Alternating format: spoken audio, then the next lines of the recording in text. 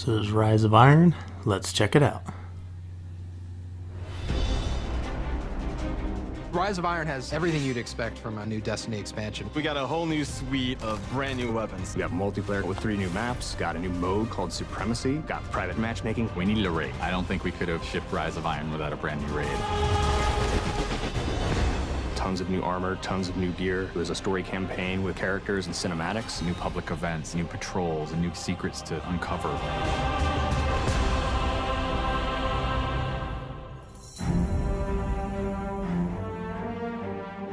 Rise of Iron's about looking at this story that's existed in the Destiny universe, this character, Lord Saladin. I am the lone sentry, and my watch is eternal. It's this journey to understand the past, what happened to these great heroes. The Iron Lords are gone, but our fight is far from over. And through that process, you're saving humanity, you're becoming an Iron Lord yourself, you're getting to wield a giant axe.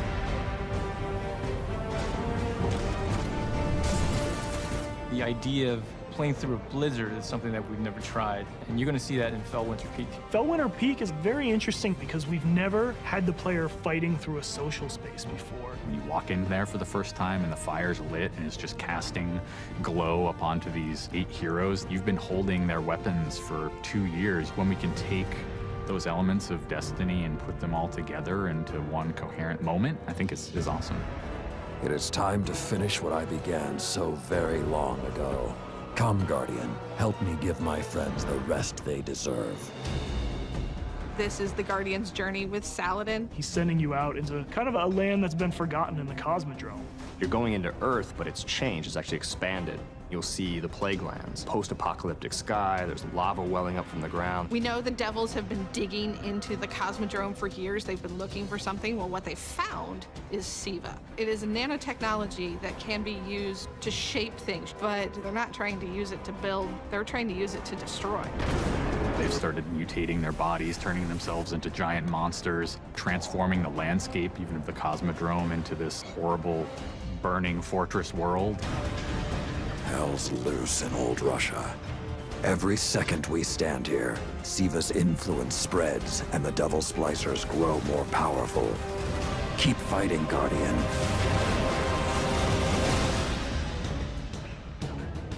After the campaign finishes, you have patrols that really tell the story of this continued infestation in the land. And we have a new strike that shows just what the Fallen are doing with the SIVA. It's this spooky place called the Wretched Eye. There's this really neat boss encounter. A fallen captain has plucked an eye out of an ogre, affixed it to his weapon, and he's using that to sort of tase you out of your rat hole while this blind ogre just walks around trying to crush you. We also have a few reprise strikes that we're bringing back for players.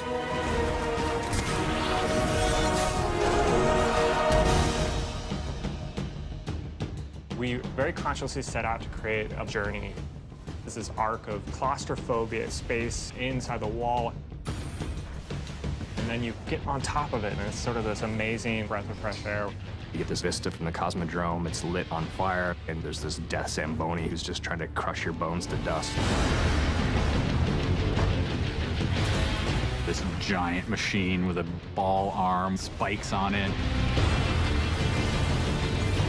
What does it mean in a raid when you got to run? I actually want that tension to exist. There's something really emotionally powerful about going in on a journey, reaching to the top of the mountain, and then crashing back down, confined once again. I think players had a lot of fun when they played Court of Oryx on the Dreadnought, and so we wanted to create a similar type of experience in the Plague Lands, give it this different theme. You ready for this? Almost Thunderdome, Mad Max kind of feel, where you jump into the ring and the walls get closed off and then it's just fallen start pouring out. Here they come. And you get a giant flaming axe and you just start beating the crap out of guys.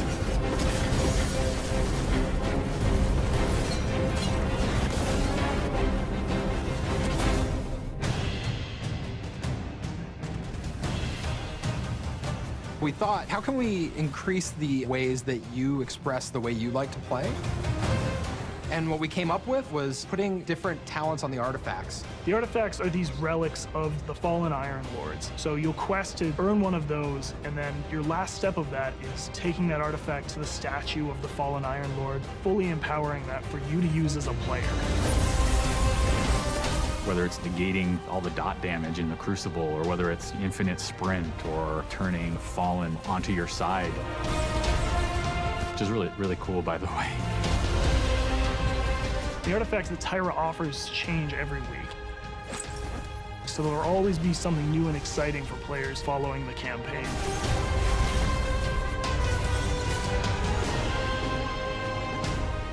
When you put snow, everyone thinks of pelts and cloaks and hoods. Wouldn't be a knight's tale without a knight's armor. When you look at the Iron Lords and you look at the Raid set, you look at the Iron Banner set, or you look at Trials of Osiris, they're all new with a much wider palette that players can pull from.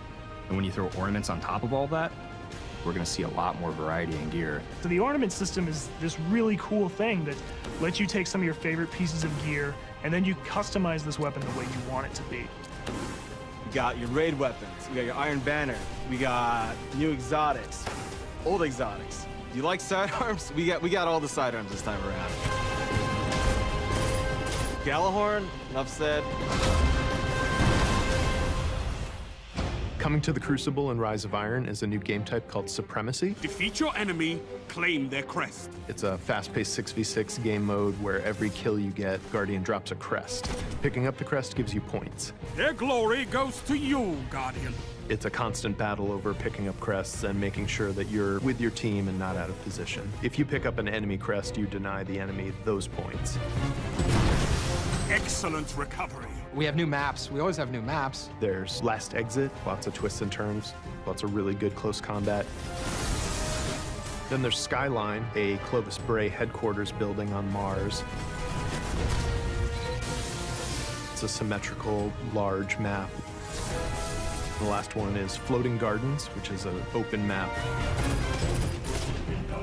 One thing we're really excited about in Rise of Iron is the introduction of private matches. Can't wait to see what people are going to do. They're going to be able to fire up whatever match they want, play with their friends, host tournaments, have fun arcadey games. They don't have to worry about our matchmaking stuff. They can do it all themselves.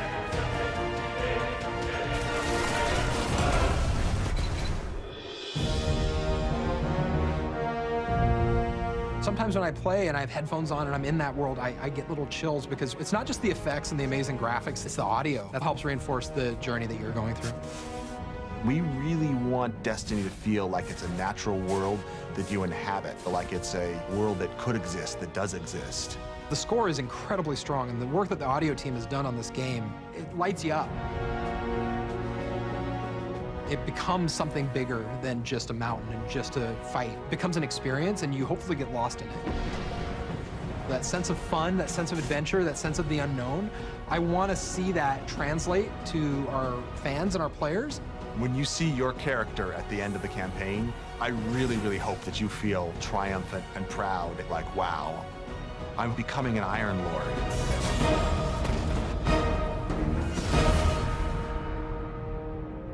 Moo ha ha ha ha ha.